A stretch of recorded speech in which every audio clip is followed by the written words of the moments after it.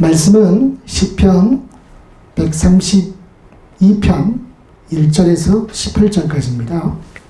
시편 132 1절에서 18절. 제가 가지고 있는 성경은 900쪽입니다. 여호와여 다윗을 위하여 다윗의 모든 겸손을 기억하소서. 그가 여호와께 맹세하여 야곱의 전능자에게 서원하니라.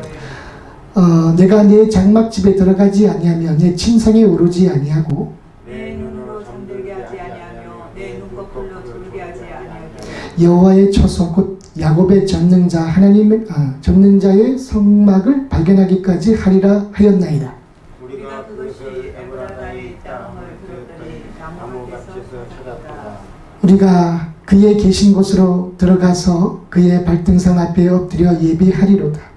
여호와여 일어나사 주의 권능과 계와 평안한 곳으로 들어가소서. 주의 제사장들은 의를 옷 입고 주의 성도들은 즐거이 외칠지어다.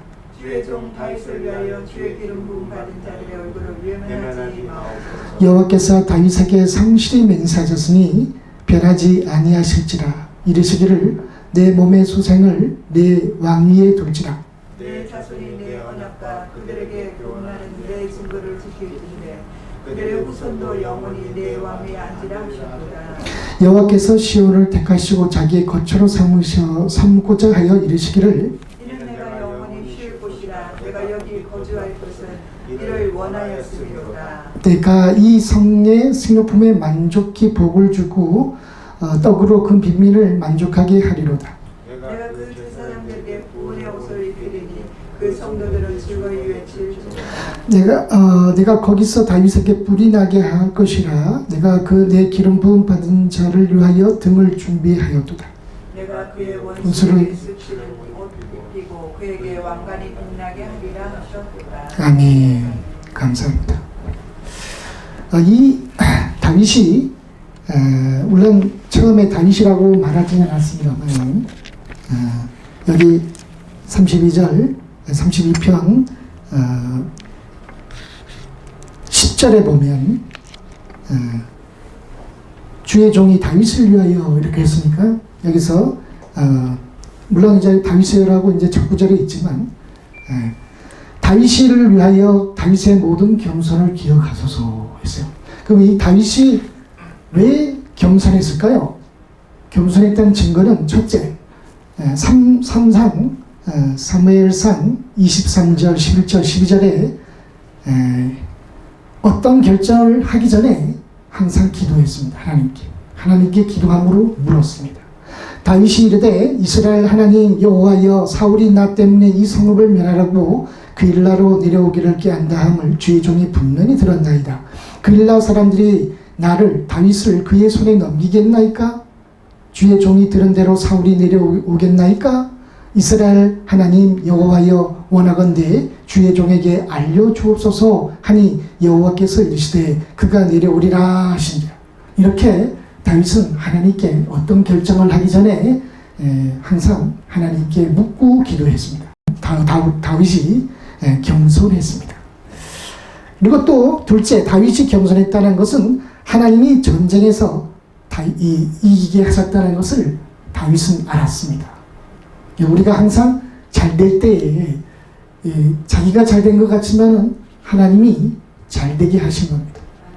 우리는 그거를 알았을 때에 우리는 겸손할 수 있습니다. 그래서 겸손 뭐든지 다윗은 하나님이 다윗에게 이기게 하셨다는 것을 다윗은 항상 고백했습니다. 셋째, 사무엘하 5장 12절에 다윗이 여호와께서 자기를 세우신 이스라엘 왕으로 삼으신 것과 그의 백성 이스라엘을 위하여 그 나라를 높이신 것을 알았더라. 다윗이 여호와께서 자기를 세우사 이스라엘 왕으로 삼으신 것을 알았고 또 이스라엘 사람들을 위하여 그 나라를 높이신 것을 알았다는 거죠. 그래서 겸손한 거고요. 넷째, 다윗이 겸손했다는 증거는 자신이 우리아를 죽였을 때에 나단 선지자가 전하는 하나님의 저주의 말씀을 재앙의 말씀을 권력으로 보복하지 않고 받아들이고 바로 뉘우치고 회개했다는 것입니다. 네, 다윗이 왕이면서도 바로 우리가 바른 말을 하는 선지자의 그거를 보복하지 않고 권력을 보복하지 않고 바로 뉘우쳤다는 겁니다. 마지막으로 다윗이 겸손했다는 증거는 최고의 권력인 왕인 다윗이 하나님을 찬양할 때에 하나님 앞과 사람 앞에서 힘을 다하여 춤추고 뛰놀고 춤추었다는 것입니다. 우리는 뭐 그런 큰 권력을 가진 사람이 아니기 때문에 사람들 앞에서 춤추는 것을 뭐 그렇게 대단하지 않다고 하지만 이 왕입니다. 왕. 왕이 사람들 앞에서 춤을 춥니다. 근데 그것은 하나님께 춤을 춘 거죠. 사울의 딸 다윗의 아내인 미갈이 자신의 남편인 다윗이 춤추는 걸 보고 천한 행동으로 여기고 업신여겼죠. 그 죄로 인해서 임신을 못하게 했습니다. 찬양의 요소는 우리가 여기서 배울 점은 찬양의 대상이 사람이 아니라 찬양의 대상은 하나님께 있는 것입니다.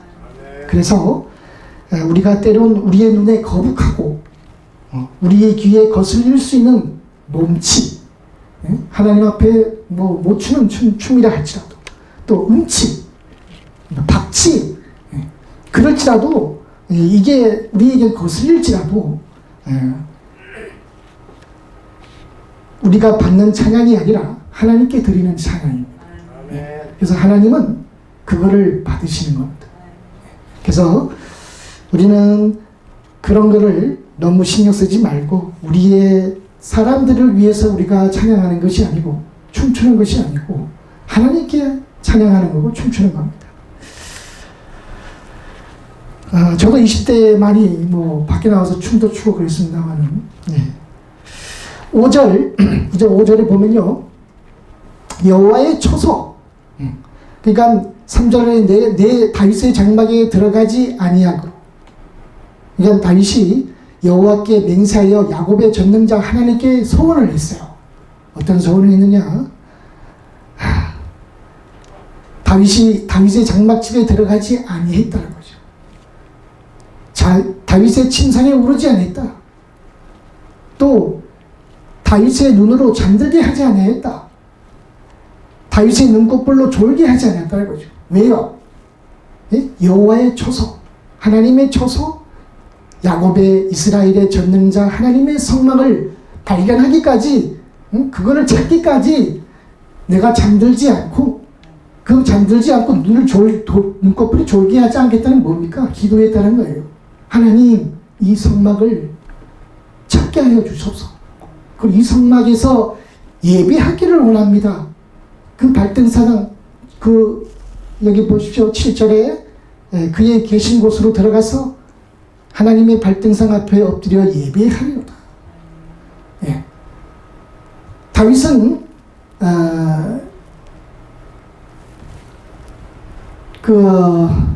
백향목궁에 있었지만 하나님은 천막, 텐트 안에, 하나님의 장막 안에 있는 것이 너무나 마음이 아팠어요. 이 다윗이 얼마나 다윗의 장막에 들어가지 않고 하나님의 지금 성막, 하나님이 계시는 곳은 내가 그걸 찾기를 원하는데 아주 찾을 수가 없었어요. 그래서 그거를 위해서 간신두고 기도하고 졸면서 잠을 덜 자면서 기도했는데 하나님께서 어떻게 하셨습니다? 그 응답이, 우리가 그것이 하나님의 초소인 성막이 에브라다에 있다 함을 들었더니, 에브라다, 베들레헴에 있다고 들었는데 나무밭에 있었습니다. 찾았어요. 응답이 왔어요. 그 나무밭이 뭐냐? 나무밭 의미가 있습니다. 왜 야일의 밭이 나무밭인데, 자, 신약 성경에는 우리는 너희는 하나님의 집이요 하나님의 밭이라 이렇게 했죠. 고린도전서 3장에. 거기에 하나님의 집이 있는 겁니다. 예수 믿는 사람들이 하나님의 집이에요. 하나님의 초소고. 네. 그래서 여기 10편의 132편에는 과거와 성막을 발견하기 전에 과거와 또 찾아는 현재와 다윗 시대의 현재를 얘기하는 거예요. 그 다음에 다윗 시대 이후의 말씀이 예언되어 있고 이것은 오늘날 우리의 현재와 또 미래가 되는 겁니다. 이후에. 그래서 보면 여호와여 일어나 주의 권능의 꾀와 함께 평안한 곳으로 들어가소서. 주의 권능의 꾀 안에는 뭐가 있습니까? 하나님 말씀이 있죠. 십계명이 있고 하나님 말씀이 있죠. 뭐 그리스도라 할 수도 있습니다. 하나님이 그리스도와 함께 평안한 곳으로 들어가소서. 주의 제사장들은 의를 옷 입고 주의 성도들은 즐거이 외칠지어다. 주의 제사장들은 오늘날 뭡니까? 너희는 왕같은 제사장이요. 왕같은 제사장이요. 예수 믿는 여러분들은 제사장들입니다. 신약에 와서 특별한 사람이 제사장이 성직자가 아니라 이 제사장이라 하면 다시 프로 얘기하는 성직자인데 예수 믿는 사람들이 하나님의 성령을 받았기 때문에 하나님의 기름 부음을 받은 사람으로서 하나님을 직접 하나님을 섬길 수 있고 하나님께 예배 드릴 수 있는 겁니다. 그래서 의를 옷 입고 했기 때문에 여기 의는 물론 여기 이제 의를 옷 입고 거기 16절에 보십시오. 하나님이 그 제사장들에게 구원의 옷을 입히고 그 성도들은 즐거이 외칠지어다. 그렇죠? 구원의 옷, 의의 옷. 제가 보기에는 이것은 한 신령한 몸으로 알고 있습니다. 신령한 몸. 입었다는 것은 신령한 몸을 입었다고 얘기할 수 있는데 어쨌든 간에 이 표현은 우리에게 구원인 거죠. 구원의 옷, 신령한 몸. 주의 종 다윗을 위하여 주의 기름 부음한 자의 얼굴을 외면하지 마옵소서. 다윗이 그렇게 기도했어요. 다윗을 위하여 외면하지 말고 주의 기름 부음 받은 다윗의 얼굴을 외면하지 마소서 하니까 하나님이 응답하셨어요. 여호와께서 다윗에게 성실히 맹세하셨으니 변하지 아니하실지라. 변하지 않는다는 거죠. 이르시기를 다윗의 몸의 소생 누굽니까? 솔로몬이겠죠. 솔로몬을 다윗 왕 위에 두지라. 이건 이제 이루어졌죠. 그 다음에 네 자손이 다윗의 자손이 누굽니까? 이스라엘이죠. 이스라엘이죠. 하나님의 언약과 또 교훈하는 하나님의 말씀을 지킬 때 그들이라고 했으니까 이스라엘 자손들이 이스라엘 사람들이겠죠. 이스라엘 사람들이 하나님의 언약 말씀으로 약속한 하나님의 말씀과 하나님의 증거인 똑같은 말씀입니다. 하나님의 증거도 똑같은 말씀입니다. 하나님의 말씀을 지킬 때에 그들의 후손도 이스라엘 자손들의 후손들도 도에 집중해서 그러니까 이스라엘 사람들에게도 또한 이스라엘 자손들의 후손 그들의 후손도 이렇게 했으니까 이스라엘 자손들의 후손들도 영원히 다윗의 왕위에 앉으리라. 이거는 이제 미래입니다. 미래. 앞으로 장래에 있을 것입니다. 그래서 우리는 왕 같은 제사장인데 이 제사장이 후에 새 예루살렘인 그 어린 양의 신부, 어린 양의 신부가 이제 미래의 성전은 없어요. 물질적인 성전은 없습니다. 하나님과 어린 양 그리스도가 성전입니다. 그분이 이제 우리와 함께 하는 거죠. 우리와 함께해서 우리 안에 계셔서 우리가 왕 같은 권세 앉는다라는 것은 예수님의 이 보좌를 많이 만들어 놓는다 이런 의미는 아니에요. 권세를 누린다는 뜻이에요. 권세. 왕의 권세를 누린다. 여기 똑같은 의미로 17절에 보면 다윗의 뿔이 나게 했다는 것도 왕 같은 신자들이 다윗 왕과 같은 그런 권세를 뿔이 나게 한다. 권세를 누리게 한다는 뜻이겠죠. 예. 뭐 다 뿔 달린 일이 아니라 그런 뜻입니다. 여호와께서 시온을 택하시고 이렇게 했어요. 여호와께서 시온을 택하시고 여기서는 시온이라 함은 이사야 60장 14절 15절에 제가 보겠습니다. 이사야 60장 14절 너를 괴롭히던 자의 자손이 이스라엘을 괴롭히던 자손이 몸을 굽혀 이스라엘에게 나오며 너를 이스라엘을 멸시하던 모든 자가 이스라엘 발 아래 엎드려 너를 일컬어 이스라엘을 일컬어 여호와의 성읍이라 이스라엘의 거룩한 이에 하나님의 시온이라 하리라. 이 시온은 어떤 물질적인 시온산이나 시온에 있는 예루살렘 이런 의미가 아니에요. 이것은 이스라엘을 얘기하는 겁니다. 이스라엘.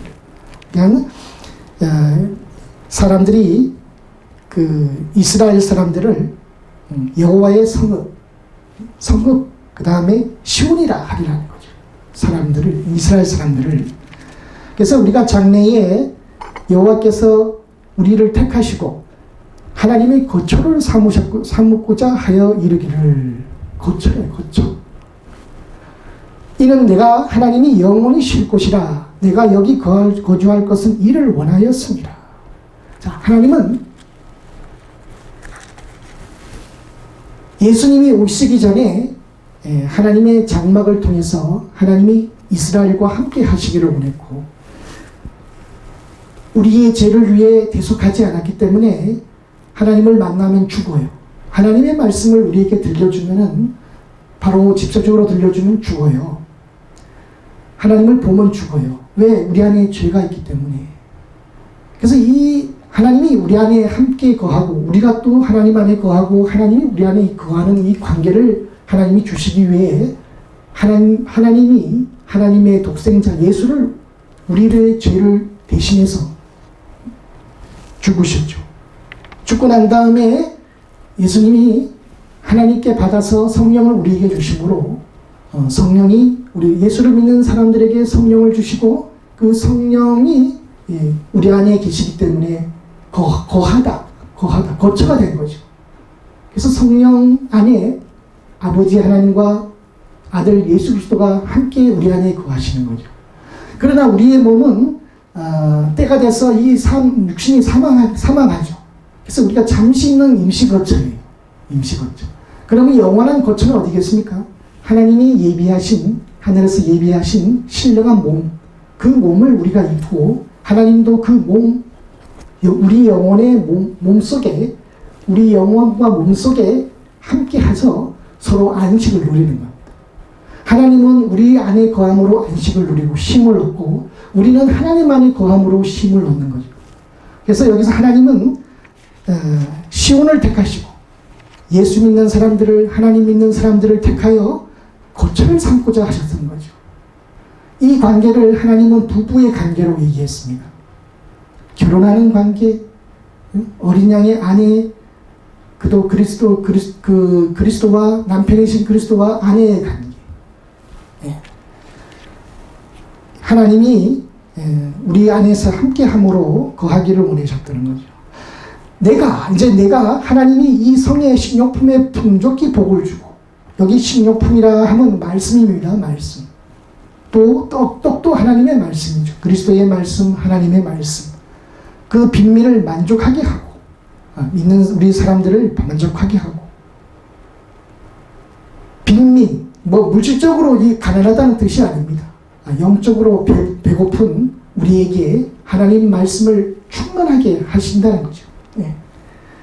내가 하나님이 그 제사장들에게 구원의 옷을 입히리니 아까 말했도록 그 부활의 몸, 썩지 않는 몸, 쇠하지 않는 몸, 그 몸을 입히고 성도들은 즐거워할 것을 얘기하는 겁니다.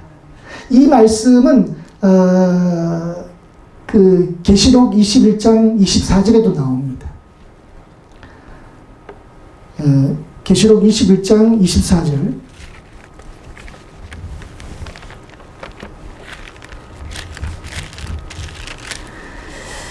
만국이 그 성은 이렇게 나오죠. 그 위 9절에 21장 계시록 21장 22절 23절 24절 25절 성 안에 내가 성전을 보지 못하였으니 주 하나님 곧 전능하신 이와 어린 양이 그 성전이십니다. 그 성은 해와 달이 비침이 쓸데없으니 이는 하나님의 영광이 비치고 어린 양 그리스도가 그 등불이 되십니다. 만국이 그 빛 가운데로 다니고 땅의 왕들이 이렇게 했죠. 그 왕들이라 하는 것은 제사장 같은 왕 같은 제사장인 우리 예수 믿는 사람들을 얘기하는 겁니다. 자기의 영광을 가지고 그리로 들어가겠고 낮에 성문들을 닫지 아니하리니 거기는 밤이 없습니다. 사람들이 만국의 영광과 존귀를 가지고 그리로 들어가겠고 이렇게 했죠. 영광 하나님의 빛이죠. 성령이 충만한 상태를 얘기하는 겁니다. 17절에 내가 하나님이 거기서 하나님의 거처인 믿는 사람들을 얘기하는 거죠. 다윗에게 뿔이 나게 하리니 이 곧뿔은 권세를 얘기하는 겁니다. 내가 하나님이 하나님의 기름 부은 자를 위하여 등을 준비하였도다. 등을 빛을 얘기하는 거죠. 하나님의 영광의 빛, 성령의 영광의 빛. 하나님이 그 원수에게 수치의 옷을 입히리니 그에게는 왕관이 빛나게 하리로다. 여기 그의 원수, 그에게는 다 예수 믿는 신자를 의미하는 겁니다.